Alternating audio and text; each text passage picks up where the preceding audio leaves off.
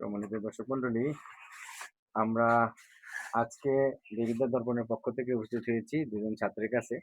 আমরা সাধারণত জানি সবসময় যেটা হয় যে এসএসসি পরীক্ষার পরে বাচ্চারা বিভিন্ন রকমের কার্যক্রমে অংশগ্রহণ করে। কেউ স্পোকেন করে, কেউ ইংরেজি শিখে, কেউ বেড়াতে যায়, কেউ ঘুরতে যায়, কেউ বা কোচিং এ ভর্তি হয়। একেকজন একেক রকমের সিদ্ধান্ত নিয়ে একেক জায়গায় যায়। তো আমরা এমন দুজনকে পেয়েছি যারা এই দুজন একটু ব্যতিক্রম সিদ্ধান্ত নিয়েছিল।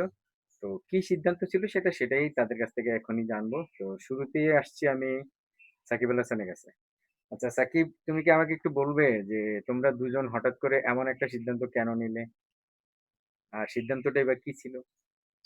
আমাদের এমনি আমার সিদ্ধান্ত ছিল যে প্রথমে সিদ্ধান্ত ভাবছিলাম যে ঢাকা যাব, ওইখানে গিয়ে এই যে স্পোকেন ইংলিশ আছে ওইটা একটু কন্টিনিউ করব বা শিখবো এরকম আর কি।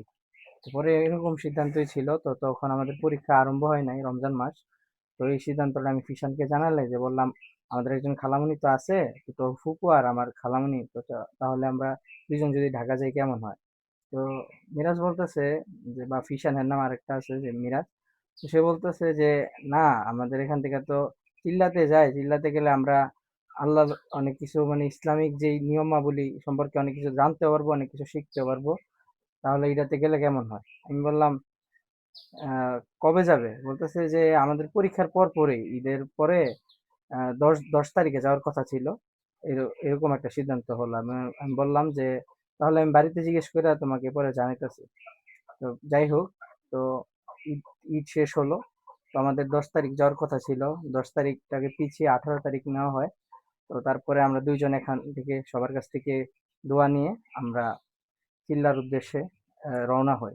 তো প্রথম আমাদের উদ্দেশ্য ছিল ব্রাহ্মণবাড়িয়া মার্কাজ, জেলা মার্কাজ। তো ওখানে যাওয়ার পর আমাদের মানে আমরা তো যাওয়া লাগে বৃহস্পতিবার বিকালে আমরা শব্দচারীতে গিয়েছিলাম। শব্দচারী শেষে পরের দিন সকালে হতে আমাদের মার্কাজ থেকে কাকরাইল পাঠাবার কথা ছিল। যাই হোক, কাকরাইল থেকে আমরা যাওয়ার কথা ছিল, যেহেতু আমরা সেই মতো সকালে ফজর নামাজটা জামাতের সহিত পড়া হয়। তারপর আমরা ভাবলাম যে আমরা বুঝি মার্কাজে যাওয়া হবে, পরে আমাদেরকে জানানো হয় যে আমাদেরকে জোহরের পরে জানানো হবে যে কাকরাইল পাঠানো হবে নাকি এখান থেকেই পাঠানো হবে। যাই হোক, সকালের খাবার শেষ হয়ে আমরা জানতে পারি যে আমাদের এখান থেকেই পাঠানো হবে। জোহর নামাজটা মানে ওই দিন তো জুমার বাদ ছিল, জুমার নামাজটা পরে তারপরে আমরা ওইখান থেকে রওনা হই। রওনা হওয়ার আগেও কিছুক্ষণ যাওয়া নিয়ে একটু সমস্যা হয়েছিল। আমাদের যাওয়ার কথা ছিল প্রথমে ট্রেনে, যেহেতু ট্রেন মিস করেছে তাই আমাদের প্রথম আবার দ্বিতীয় সিদ্ধান্ত নেয় যে হাইএক্সে যাবে। হাইএক্স তো পাই নাই, তো আবার শোয়া গাড়িগুলো আছে যে ওই গাড়িগুলা দেখছিল, কিন্তু বাজেটের বেশি হয়ে যায়। তো আমরা দিতে পারলেও সবাই এই বাজেটটা এফোর্ড করতে পারে না। তো যার কারণে সিদ্ধান্ত হলো যে পিক আপে যাবে। পিক আপও একটা পিক আপ জিজ্ঞেস করলো, একটা বলছে 10,000 টাকা আর একটা বলছে 13,000 টাকা। যাই হোক, বার্গেনিং করে তারপরে 9,000 সাড়ে 9,000 টাকার মধ্যে আমরা রওনা হই। আচ্ছা, আমরা মূলত যেটা এখন বুঝতে পারলাম যে তোমরা ১ম এ সিদ্ধান্ত নিয়েছিলে স্পোকেন বা অন্যান্য কোনো কিছু করবে। পরে তোমার ভাইয়ের সাথে আলোচনা করে সিদ্ধান্ত পরিবর্তন করে তোমরা চাইলে যে আমরা যেটাকে বলি ব্যা তাবলিগ, তাবলিগ জামাত সেখানেই গেলে আরকি তোমরা। তো তোমাদের যে শব্দগুলি মার্কাস, তারপর আর কি বললে এগুলির সাথে যদি আমরা পরিচিত না, এই বিষয়গুলো আমাদের বুঝতে একটু কষ্ট হবে। তো ১ম এ যদি বুঝতে চেষ্টা করি যে মার্কাস যেটা বললে এটার কাজ কি? মানে এটা কি? মার্কাস বলতে বোঝায় যে এখান থেকে কয়েকজন মুরব্বী থাকে বা অনেক ওলামায়ে কেরাম ওইখানে উপস্থিত থাকে। তো শব্দজারি যে আমি কথাটা বললাম, হুম, হুম, মার্কাসে যাওয়া হয় কারণ ওইখান থেকে প্রথমে কাকরাইল পাঠানো হয়। কাকরাইল আরেকটা মার্কাস, হুম। মানে এখান থেকে বিভিন্ন জামাত তারা বের করে। 40 দিনের জন্যও যায়, 3 দিনের জন্য যায়। তো বৃহস্পতিবার রাতে মানে বিকালে সবাই যায়, আসরের আগে অনেকে যায়, আবার অনেকে আসরের নামাজটা জামাতের সহিত পড়ে মার্কাসে বসে। তো ওখান থেকে শব্দজারি মানে কিছু দিনই কথাবার্তা হয়। তারপরে কিভাবে আল্লাহর রাস্তায় থাকাকালীন যে ফায়দাগুলো আছে এগুলো নিয়ে আলোচনা করা হয়। তাহলে তারপর আলোচনা করা হয় যে কিভাবে আমাদের রাসূল সাল্লাল্লাহু আলাইহি ওয়াসাল্লাম দ্বীনের দাওয়াত দিয়েছেন, সাহাবা আজমাইনকে নিজেভাবে শিখিয়েছেন, সেই সম্পর্কে আমাদেরকে অবগত করা হয়।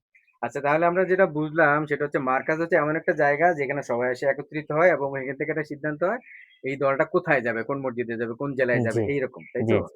আচ্ছা ফিশান, তুমি আমাকে একটু বলো তো এই যে ১ম তুমি তোমার ভাইকে বললে এই বিষয়ে, তো তোমার কি এর আগে কোনো এরকম অভিজ্ঞতা ছিল আর কোথাও যাওয়ার? জি, বলতে গেলে আমি এর আগে 40 দিনের জন্য যাই নাই। আমি গেছিলাম 3 দিনের জন্য। তো ওইখানে গিয়ে দেখলাম যে না, ভালোই। ভালো লাগছে মানে তো আলোচনা, দিনী পথে থাকা, যে ভালো কাজের আদেশ ৫ দেওয়া, ওয়াক্ত উপদেশ নামাজ দেওয়া, পড়াটা নামাজ পড়া। যাওয়া যায় এবং ইসলামের দিনের পথে থাকা যায়। হুম, তো ওইটার উপরে ধারণা করে ভাবলাম যে আমার নিয়তটা ছিল যে আমি পরীক্ষার পর যে ৩ মাস অবসর থাকবো, তো ওইখান থেকে আমি ৪০ দিনের জন্য বের হই। আচ্ছা, তো আচ্ছা। আমার নিয়ত যেহেতু আসলে তো আমি ভাবলাম যে আমার ফুফাতো ভাইকে জানাই বিষয়টা। যদি সে যায় তাহলে তাকেও সাথে নেব। নেওয়া যায়। ভালো তো পথে যেহেতু যাবো আমরা জি, একসাথেই যাবো। একসাথেই যাই। তারপর ওকে জানালাম। জানানোর পরে সে বলল যে, "আচ্ছা ঠিক আছে তাহলে আমাকেও নিস, আমি আব্বু-আম্মুর সাথে কথা বলি।" পরে ও যে ওর বাবা-মার সাথে কথা বলল, বইলা আমার জানাইলো যে ও যাবে। আচ্ছা তাহলে মোটামুটি তোমাদের ১ম এইভাবেই শুরু হয়। জি। আচ্ছা ঠিক আছে। তাহলে ১ম তোমরা ব্রাহ্মণবাড়িয়া থেকে কোথায় গেলে? ১ম ব্রাহ্মণবাড়িয়া থেকে আমরা নোয়াখালী রওনা দিছি। নোয়াখালীতে তোমাদের জি। স্থান হয়। নোয়াখালীতে ১ম কোথায় গিয়ে নামলে? ১ম আমরা নোয়াখালী থেকে আপনার লক্ষ্মীপুর। লক্ষ্মীপুর একটা জেলা আছে, ওইখানে নামা হলো। তো ওইখান থেকে আপনার করুণানগর একটা বাজার আছে। আচ্ছা, বাজারের পাশে একটা জেলার মসজিদ ইউনিয়ন। আছে। ওই মসজিদে নেওয়া হইলো আমাদের। আচ্ছা সাকিবের কাছে আবার আসছি। এখন তুমি একটু বলো আমাদেরকে এই যে তোমরা ৪০ দিন যেটা বলছো আরকি এটাকে কি বলো? ৪০ দিনের এক চিল্লা এক বলা হয়। চিল্লা চিল্লা। বলা হয়। এই ৪০ দিনের যে চিল্লাটা এখানে তোমরা কি, কি কাজ করছিলে সংক্ষেপে একটু যদি বলো? ৪০ দিনে আমাদের ১ম কাজ ছিল যে আমরা যে সর্বপ্রথম যে মসজিদে যাব, তো সেখানে গিয়ে আমাদের একটা মানে মঞ্জিল বলা হয়। আমাদের ইসলামের আমল ১০ টা। তার মধ্যে মঞ্জিলও একটা পড়ে। ১ম হচ্ছে সফর। আমরা যেমন এক জায়গা থেকে আরেক জায়গায় যাই সেটাকে সফর বলে। তো মঞ্জিল হচ্ছে সবাই মিলে ইসলামের যে সামানা বা আমরা যে কাঁধে বহন করি ওইটা ইসলামের সামানা হচ্ছে এটাকেই বলা হয়। এটাকে মাঝখানে রেখে বা যেকোনো একটা জিনিসকে রেখে আল্লাহর কাছে বলা হয় যে, "আল্লাহ আমরা আপনার দ্বীনি কাজে এসেছি, আমরা যাতে কাজটা করতে পারি।" তারপর সবাই মসজিদে ঢুকে উজু করে ঢুকে ২ রাকাত নামাজ পড়ে যেটাকে তাহিয়াতুল উজু বা ওই মসজিদে গিয়ে যে একটা নামাজ পড়ে ওটা ২ রাকাত নামাজ পড়ে সবাই মাসোয়ারাতে বসে। মাসোয়ারা করে। তারপর মাসোয়ারা শেষে কি হয় যে মাসোয়ারা শেষে একটা সিদ্ধান্ত নেওয়া হয় বা জিজ্ঞেস করা হয় বা বুঝানো হয় এখানে। মাসোয়ারা হচ্ছে মানে আল্লাহ তাআলা পছন্দনীয় একটা আমল। এটাকে মাসোয়ারা বলা হয় এবং আল্লাহ তাআলা আরশ আজিমে এটা করেছিলেন। আচ্ছা ফিশান তোমার কাছে আবার আসছি। তুমি একটু বলো যে একটা দিনের একটা রুটিন বলো। যে সারাদিনে তোমরা কি, কি কাজ করতে? এই একটা রুটিন যদি একটু বলো। সারাদিনে বলতে গেলে আমাদের একজন আমির সাহেব নিয়োগ থাকে। তো আচ্ছা, আমির সাহেবের আমাদের ১৫ জন সাথী আছিল। তো ১৫ জন সাথীকে ১৫ টা কাজ দেওয়া হয়। তো একেকজনের ধরেন না একজনকে দেওয়া হলো সকালের তালিম, আরেকজনকে আরো ৩ জনকে দেওয়া হলো খেদমত এবং আরেকজনকে সামানা পাহারা। এভাবে ভাগ করে মানে দেওয়া এখানে হয়। রান্না-বান্না, খাওয়া-দাওয়া, জি, ইবাদত বিভিন্ন রকমের যে কাজগুলি, জি, জি, এগুলি ভাগ করে দেওয়া হয় জি, জি। টিমটাকে। কে কোনখানে কি কাজগুলি কি করবে। কাজ তো করবে? এখানে তো অনেকেরই মনে হয় ১ম অভিজ্ঞতা যে রান্না-বান্না করা, জি, যারা আগে কখনো এই জিনিসটা করেনি। তারপরে আরো একটা জিনিস আছে যে একসাথে বসে খাওয়া, জি। যেটা আসলে কেউ কখনো এই অভ্যাসটা তো থাকে না না, সবার না, মধ্যে। না, বাসায় এক প্লেটে ২ জন খাবে এটাই মা ভাই-বোন একসাথে খাবে তাও মনে হয় সম্ভব না। হয়ে ওঠে না। কিন্তু ওখানে যাওয়ার পরে তো অপরিচিত মানুষগুলির সাথে একসাথে বসে খেতে হয়। তো এখানে মনে হয় মানুষের সাথে আত্মিক সম্পর্কটা তৈরি হয়, ঘৃণাবোধটা দূর হয়, জি, ভালোবাসাটা আরো বেশি করে আসে। আমার ধারণা সম্ভবত এই জিনিসগুলো হয়। যদিও আমি কখনো যাইনি বা দেখিনি। আমি জাস্ট আমার ধারণা থেকে জানতে চাচ্ছি আরকি। জি, বিষয়টা কি এরকমই? এরকমই। আচ্ছা, আচ্ছা। তাহলে এই যে তোমরা ৪০ দিন ওইখানে থাকার পর ফিরে আসলে, তোমাদের এইখানে যাওয়ার আগের যেই অভিজ্ঞতা আর এখনকার অভিজ্ঞতা ২ টার মধ্যে পার্থক্যটা কি?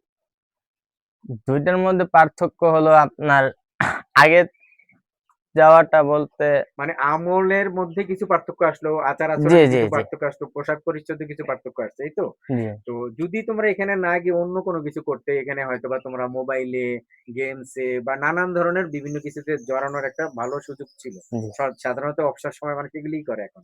তো এইখান থেকে এখানে তো গোনার একটা বিষয় আসেই। ইচ্ছাই হোক, অনিচ্ছাই হোক মানুষ জড়ায় যায়, তাই না? জি, তো তোমরা তো এইগুলির মধ্যে কোনোভাবেই সম্পৃক্ত হওয়ার সুযোগ পাও নাই। যেহেতু এই ৪০ দিন তাহাজ্জুদ নামাজও হয়তোবা পড়তে হইছে, তাই না? জি, জি, তো তার মানে একটা ভালো একটা সমাজের প্রতিষ্ঠা হলে একটা ইসলামী সমাজে যেভাবে মানুষ থাকার কথা, চলার কথা এই জিনিসগুলো এখানে একটা উপলব্ধিতে আসে, তাই তো? হুম। সাকিবের কাছে আমি আবার আসছি। তোমার কাছে আমার প্রশ্ন, এই ৪০ দিনের একটা আ সামারি যদি আমাদেরকে দাও যে এই জিনিসগুলি করতে তোমার কেমন লাগলো? তুমি কোন জিনিসগুলি আগে করতে না এখানে গিয়ে ১ম করলে? আর আসার পরে তোমার বাবা-মা, পরিবারের প্রতি এর আগে যেমন একটা তোমার আ আচরণের যেই পার্থক্য ছিল, এখন সেটার মধ্যে কি ব্যতিক্রম হলো?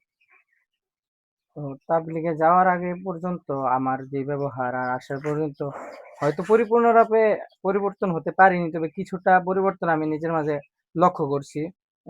সর্বপ্রথম ওখানে যাওয়ার পর আমি যেই জিনিসগুলো করেছিলাম, তার মধ্যে আমাকে মানে প্রথম দিনেই তালিম পড়তে দেওয়া হয়। তালিম হচ্ছে একটা কিতাব থাকে, ফাজাইলে আমল, সেটা পড়ার জন্য বলা হয়।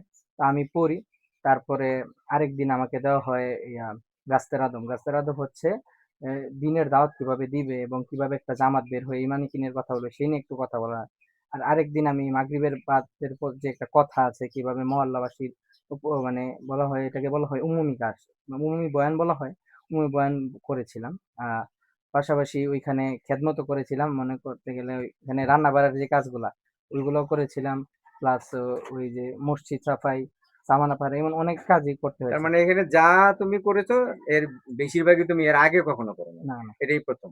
তাহলে এখানে একটা অভিজ্ঞতা নতুন হলো। আর বাসায় আসার পরে তোমার আচার আচরণেও হয়তো বা ঘরের মানুষ বুঝতে পারবে যে আগের মতো না, তার মধ্যে কিছু পরিবর্তন আসছে। এমন নিশ্চয়ই সবার মধ্যেই হয়, তাই না? জি কারণ এখানে সবাই তো এক ধরনের মানুষ আসে না, বিভিন্ন প্রান্ত থেকে বিভিন্ন ধরনের মানুষ আসে, বিভিন্ন আচরণের, বিভিন্ন স্বভাবের মানুষ আসে। কিন্তু একসাথে থাকার পরে, চলার পরে, এই যে শিক্ষা গ্রহণ করার পরে তাদের মধ্যে অবশ্যই কিছু না কিছু পরিবর্তন আসে। তো এই পরিবর্তনটা ধরে রাখতে হলে কি করতে হবে? পরিবর্তনটাকে ধরে রাখা, তো প্রথমে এটা হচ্ছে পরিবর্তনটাকে বলা হয় হেদায়েত। আল্লাহ তাআলা তো সবাইকে হেদায়েত দেন না। তো এটা হচ্ছে একটা নূরের মতো, এটাকে আপনার ধরে রাখতে হবে। ইবাদত বন্দেগী বেশি বেশি করতে হবে, নফল কাজগুলো বেশি বেশি করতে হবে। প্লাস প্রত্যেক মাসে মার কাছ থেকে 3 দিনের জন্য একটা জামাত যায়। তো ওই মার কাছ থেকেও যায়, আবার নিজের এলাকা থেকেও একটা জামাত এসে বের করে, বা নিজেরা দাওয়াতি কাজের মাধ্যমে বের করে। তো এভাবেই 3 দিন করে যদি থাকে তাহলে ওই এটার মানে সাথে আমি জোড়ালো যেটা থাকতে বুঝতে পারে পারছি আরকি। যে তোমরা এতদিন যা করেছো এগুলির জন্য নিয়মিত চর্চার মধ্যে থাকলে, জি জি নিয়মিত চর্চার মধ্যে থাকলে, যেমন ৫ ওয়াক্ত নামাজ মসজিদে গিয়ে জামাতের সাথে পড়া, কোরআন তেলাওয়াত করা সহি শুদ্ধভাবে, হ্যাঁ?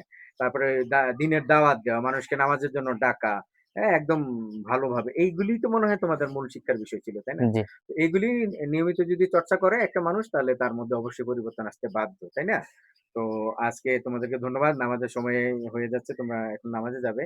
তো আমরা তোমাদের মাধ্যমে এই খবরগুলো সবার কাছে প্রচার করতে চাইলাম এই কারণে, যে যারা চায় তারা যেন চেষ্টা করে এই জিনিসটা একবারের জন্য হলো জীবনে করে, অল্প দিনের জন্য হলো করে। তাহলে হবে কি, যে জিনিসগুলি সে বাড়িতে বসে বা বিভিন্ন পরিবেশে গিয়ে চেষ্টা করেও পরিবর্তন করতে পারে নাই, এটা এখানে এইভাবে গেলে হয়তো বা সম্ভব হয়ে উঠতে পারে। জি তো তোমাদের সবাইকে ধন্যবাদ এখানেই। আসসালামু আলাইকুম। আমাদের পাশে থাকার জন্য আসসালামু আলাইকুম। সবাই ভালো থাকবেন, অসংখ্য ধন্যবাদ। সুস্থ থাকবেন। আসসালামু আলাইকুম।